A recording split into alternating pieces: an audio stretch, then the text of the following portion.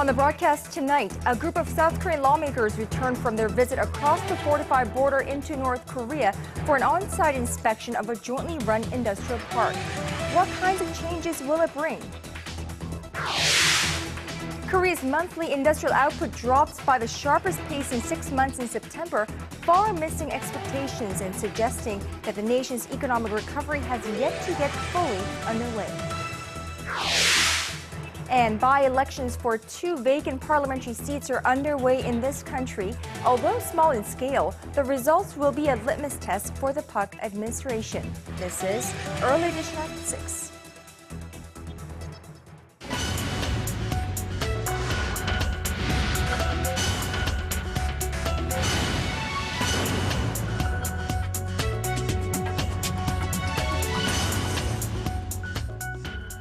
It is 5 a.m. in Washington, 5 p.m. in Beijing, and 6 on a Wednesday evening here in Seoul. Welcome to Early Edition at 6. I'm Moon Geon-young. And I'm Daniel Chen. Thank you for joining us. We begin with North Korea welcoming some important guests from the South. Right. A group of South Korean lawmakers sitting on the National Assembly's Foreign Affairs and Unification Committee who crossed the inter-Korean border to North Korea earlier this Wednesday have now returned home. The group spent the entire day at the Koreas Gaeseong Industrial Complex. And our Unification Ministry correspondent Hwang Sung-hee has our top story. A 21-member delegation from the National Assembly's Foreign Affairs and Unification Committee made a rare visit to the Gaeseong Industrial Complex on Wednesday. The trip marks the first time lawmakers have visited the joint business park under the Park Geun-hye administration and was part of the parliament's ongoing annual audit of the government. It was a full day that included a briefing on the current state of the complex, a tour of the factories and facilities, as well as a meeting with South Korean businessmen with operations there. Upon returning, the lawmakers said the trip was very productive. There were many practical and useful discussions when we got a chance to chat with the resident companies in Gaeseong. All the information will be discussed at the 2-day parliamentary audit starting tomorrow, and we will hold additional discussions on issues that require additional review. Operations at Gaeseong came to a halt in April when North Korea pulled all of its workers out amid an escalation in inter-Korean tensions. The factories began running again in September after Pyongyang promised to prevent future unilateral closures following a series of talks between the two Koreas. Noting the significance of the Gaeseong Complex in inter-Korean relations, the lawmakers pledged to cooperate on issues regarding the normalization of the industrial zone, sparking hope for progress on Seoul's efforts to revitalize the business park. Hwang Sung-hee, Arirang News. So a flurry of diplomatic activity on the North Korean nuclear issue has raised hopes that the long-stalled 6-party talks on the North denuclearization could restart soon. The general consensus is there on the need for the resumption of talks. It's just the pre-dialogue conditions that the 6-party members remain divided on, which could mean getting all parties back at the discussion table remains a challenge. Our Han Da-eun explains. China's top nuclear envoy Wu Da-wei says he's confident the stalled multilateral dialogue on North Korea's nuclear issue will resume. Speaking after talks with his U.S. counterpart Glenn Davies in Washington, Wu said he's in the process of making a path to the reopening of the 6-party talks.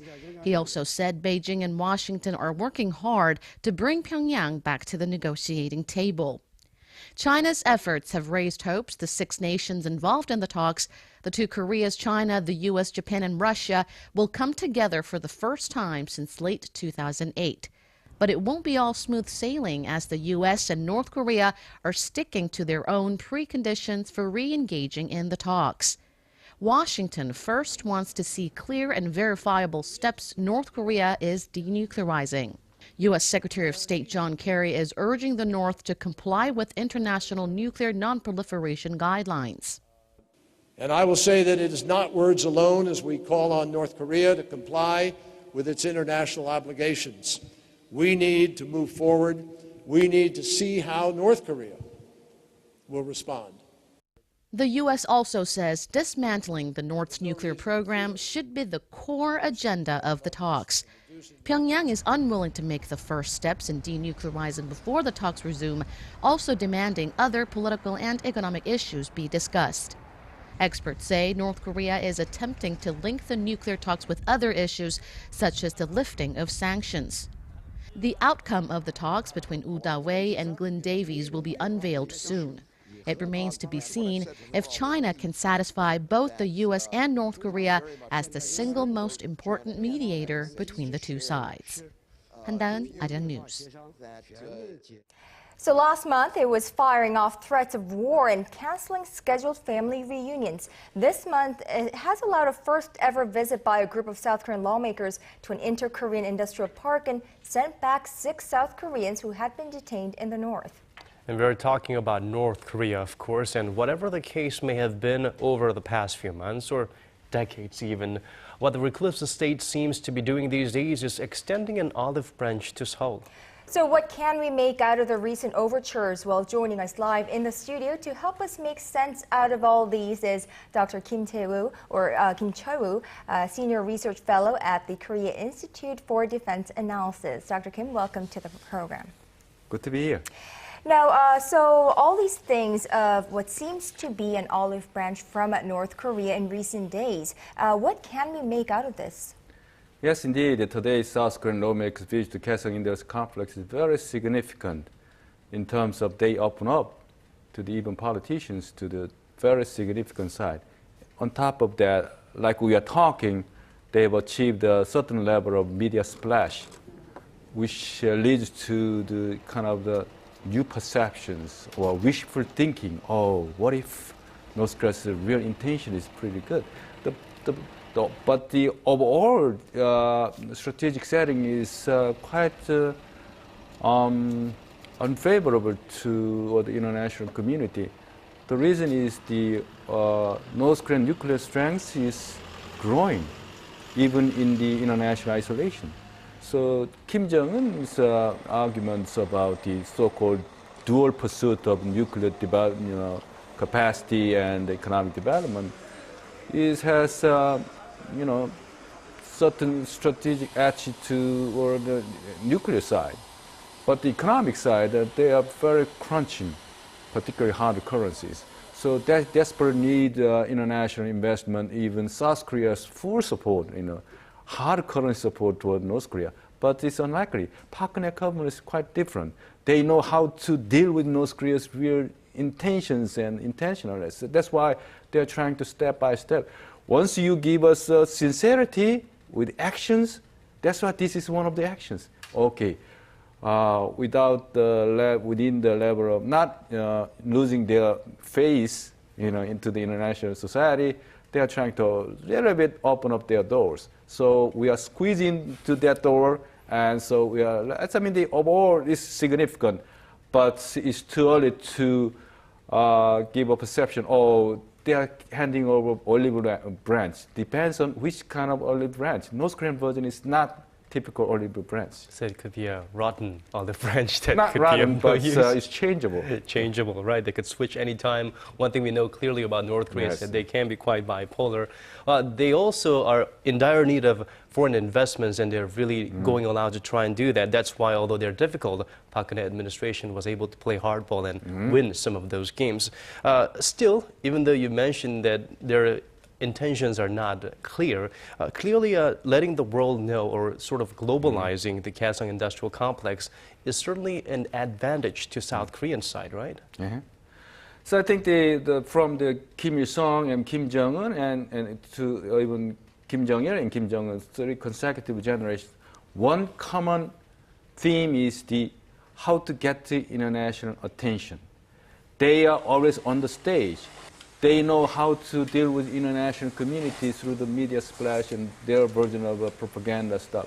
So I think the North Korea's succession of power is, over the last 2 years, getting the stable position. I think that they might have perceived that position very steady. Which comes next? Next is the economic side.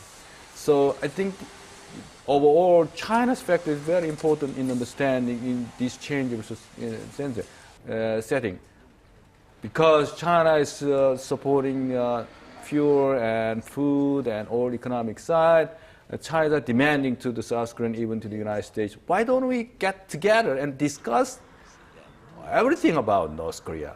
Once got in, China can enjoy the chairmanship, and so we can discuss a lot of things. But the Seoul and Washington don't want to see no more strategic patience. We are demanding.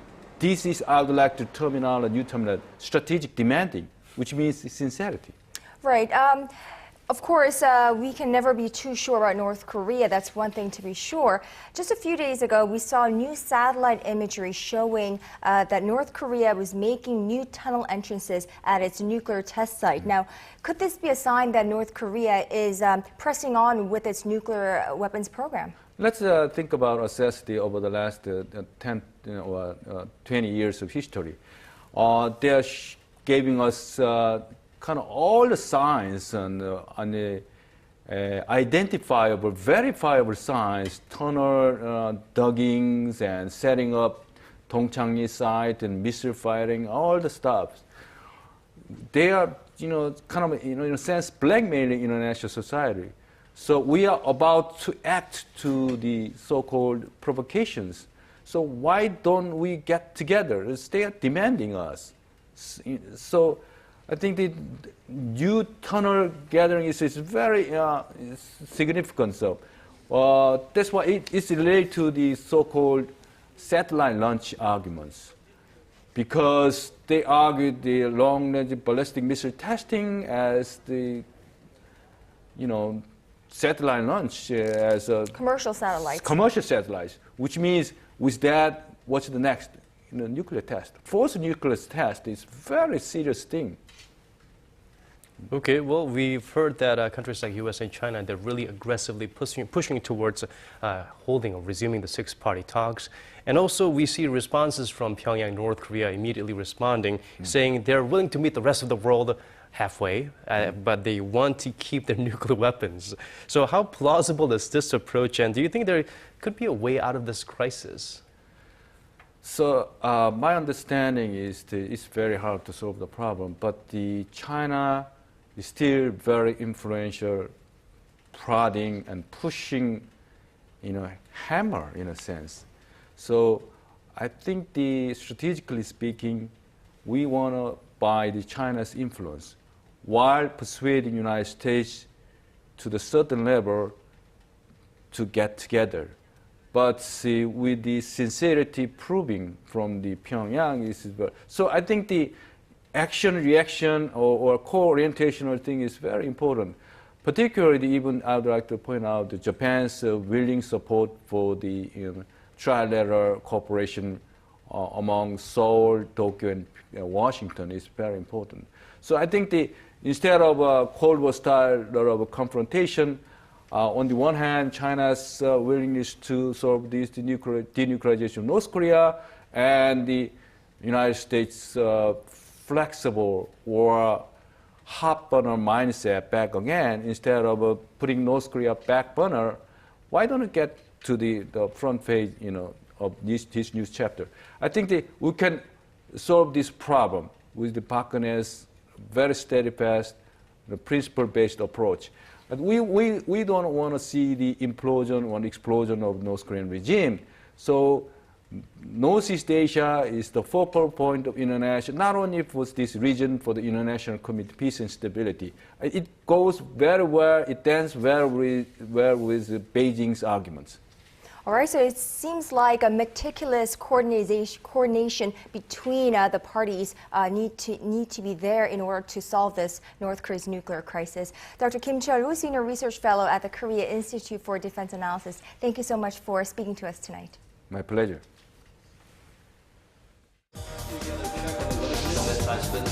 Digging deeper, getting to the bottom of stories that impact your life. Talking with you on air and online. Connecting you with heroes and experts to help you understand the world's most pressing issues. News and current affairs at its best with Moon Gun-young and Daniel Che on Early Edition at 6. Now shifting gears to the economy, Korea's import prices rose by... Now, President Park Geun-hye is expected to make a policy speech at the National Assembly sometime in mid-November. The speech was originally scheduled for November 11th, but was reportedly delayed because of the timing of the president's return from a trip to Europe on the 9th at the request of the presidential office of Cheongwade. The senior presidential secretary for public relations told reporters that the ruling and opposition parties are currently discussing a new schedule for her speech.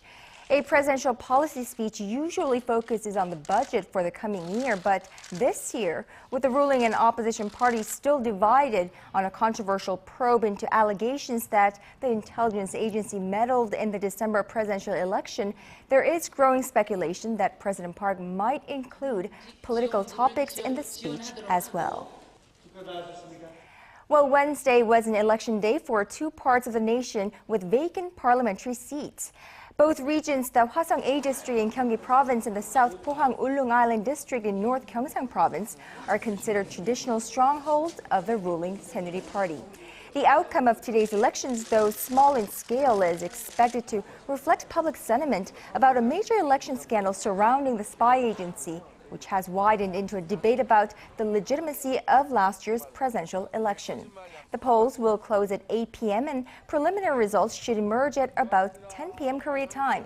As of 5 p.m., the voter turnout stood at 27% in Hwasong-A and 29% in South Pohang-Ulrung district. And we will bring you the outcome of the elections in our later newscasts. Meanwhile, top military officials of South Korea and the U.S. launched a sixth round of military cost-sharing talks Wednesday right here in Seoul on resolving the question of how much each country should contribute to keeping U.S. troops on the peninsula for the next 5 years. Seoul's Foreign Ministry Special Envoy Hwang Sung-hee and his U.S. counterpart Eric John are leading the respective delegations.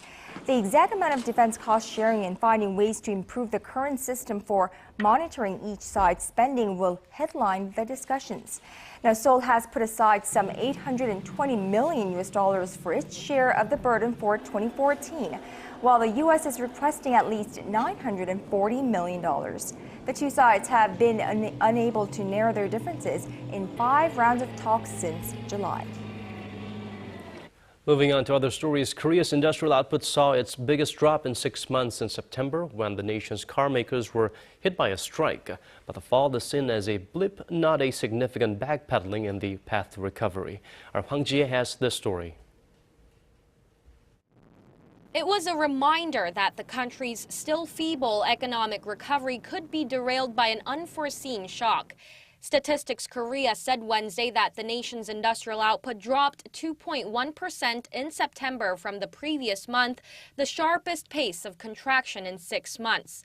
The drop was a reversal from a 1.6% rise in August.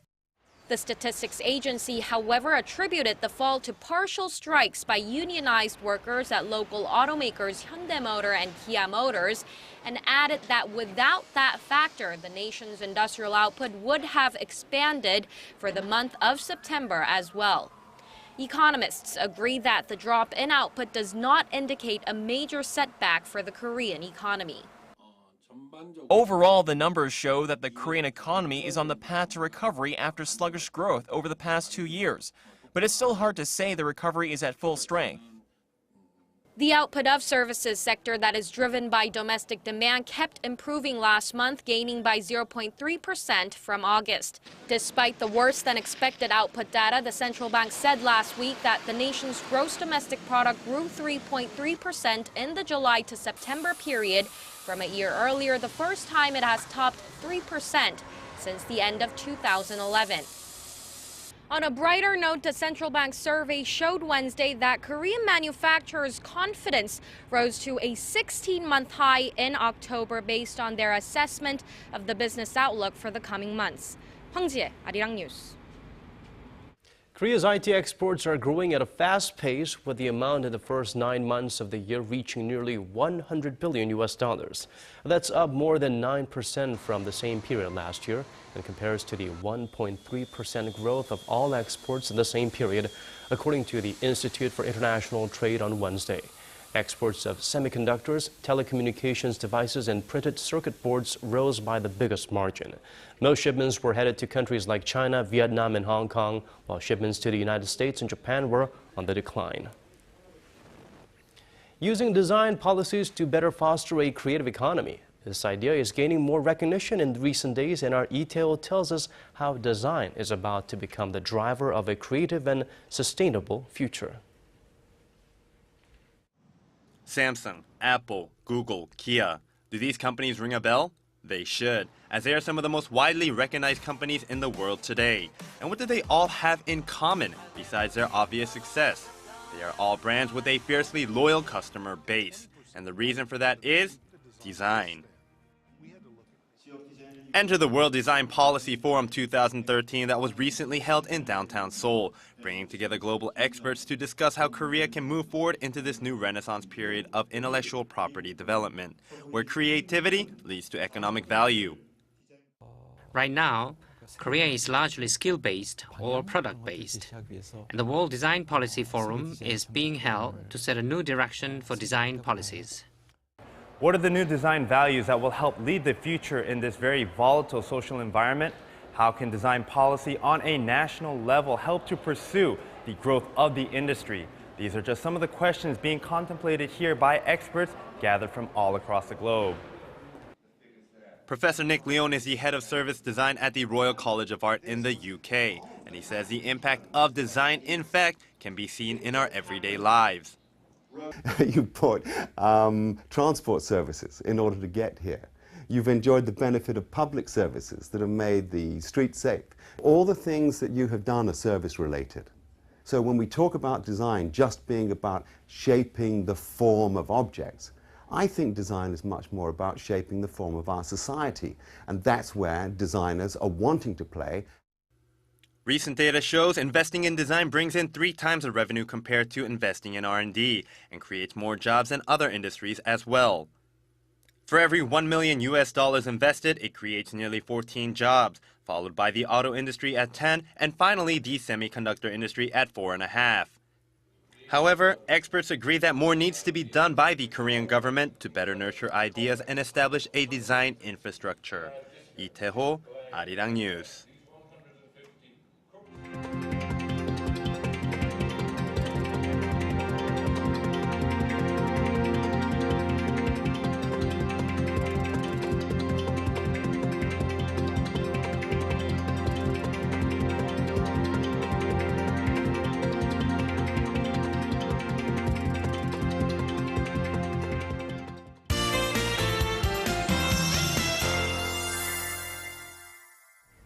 And time to check out the weather conditions, and for that, let's go over to our Kim Bo-kyung at the Weather Center. Hello there, Bo-kyung. We had another chilly morning here in Seoul. Yes, the country got off to a chilly start, but the fine dust from China has disappeared thanks to the cold air. Right, as you mentioned, the air definitely felt colder than yesterday. Are we in for more of the same tomorrow? Well, Daniel, tomorrow looks to be another bright autumn day here in Korea with low morning numbers. It is cold in the morning but sunny in the afternoon, so those of you who are taking the Korean SATs next week should be extra careful about catching a cold. Tomorrow morning, we may see frost along with fog in some parts of the inland region, so take extra caution on the roads. Otherwise, enjoy this sunny autumn weather while you can because showers are forecast on Sunday. Taking a closer look at tomorrow's forecast, Seoul drops to 5 degrees in the morning before reaching 17 in the afternoon. Meanwhile, Daegu and Busan should hit 20 and 21 degrees respectively. Moving on to other regions, Daejeon and Dokdo should hit 17 degrees, all the while Mount Kumgang tops out at 11. Well, that's all I have for you this hour, but join me for another update after 8. Thank you for that, Bo-kyung. And that's all from us. Thank you for watching. Stay warm. This has been Daniel Choi. And I'm Moon Gon-young. Thank you as always for being here with us. Hope you enjoy the rest of your autumn evening, and we'll see you right back here, same time tomorrow. Good night.